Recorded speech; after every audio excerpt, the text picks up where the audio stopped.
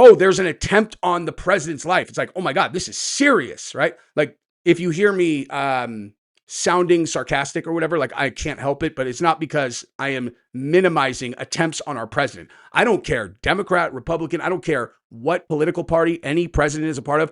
I will never, ever, ever see genuine attempts on our president's life as anything other than a very serious thing that requires a very serious response, period. Okay. I am never going to be someone who is ever going to look favorably upon political violence, no matter what, under any circumstances. I don't care. Like, I'm obviously an independent. I'm not a Republican or a Democrat. So I float to where, I feel like people are doing the best things they can for the country.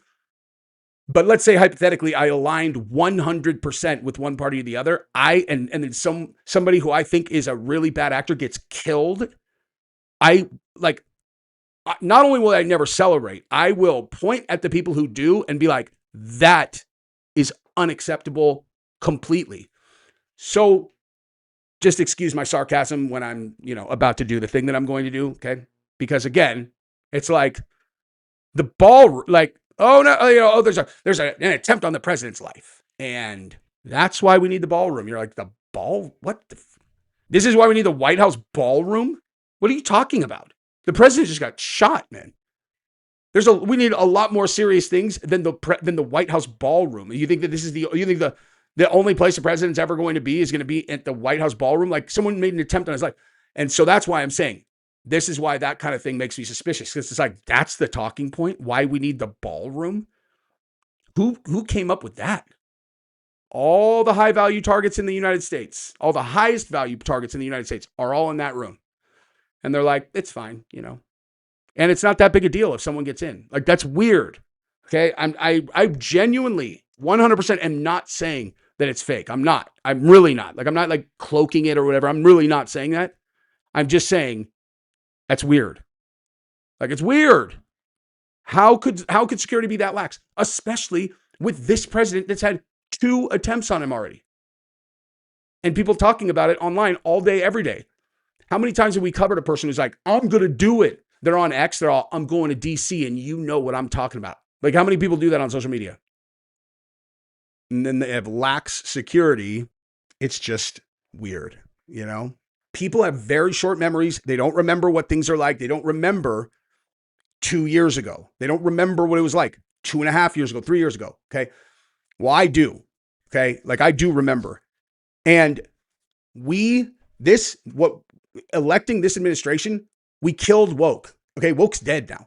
And I realized, like, it was so crazy that you don't remember what it felt like when you had a rainbow Black Lives Matter on the court during every NBA game or the halftime show. Everybody hold hands. Everyone hold hands. What, you're not going to hold hands? You're not going to hold hands for the 2-year-old that was born in the wrong body? You're not going to hold hands? And what do you want? Hey, what do you have to say about it, Jesse on Fire? What do you have to say? I'm like, yeah, 2-year-olds that's ridiculous. Like, do you remember when Mario Lopez had to publicly apologize because he said he didn't think that it was reasonable to transition 3-year-olds? He said that is a real story. That actually happened. Okay. That actually happened. That was in late 2019, beginning of 2020, I believe. Okay. The country had gone insane.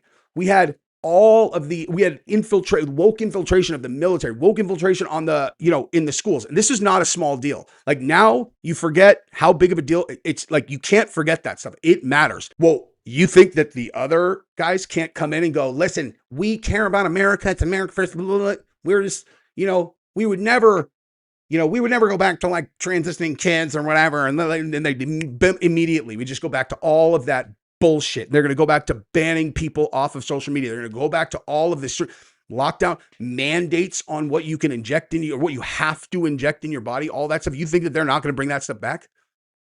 They will. Of course they will. Of course they will. So don't forget the good stuff we got, because if you don't remember what they did, you won't know what to fight against when they end up back in the big seat. Okay, it's inevitable. That will happen at some point. And when they start doing that shit, you need to know, like, we all need to tidal wave on them when that happens.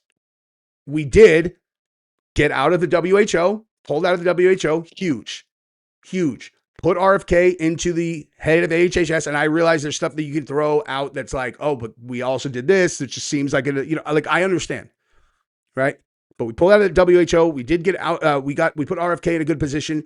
We also, like I said, we smashed woke. A lot of the curriculum stuff that was poisoning the brains of the children has been attacked and, certainly at the very least minimized. But guess what, guys? Guess what? With the exception of banning super PACs. Okay, banning super PACs. That's an animal that is beyond any kind of simple solution because, I mean, we don't need to get into all of that because I'm almost out of time here.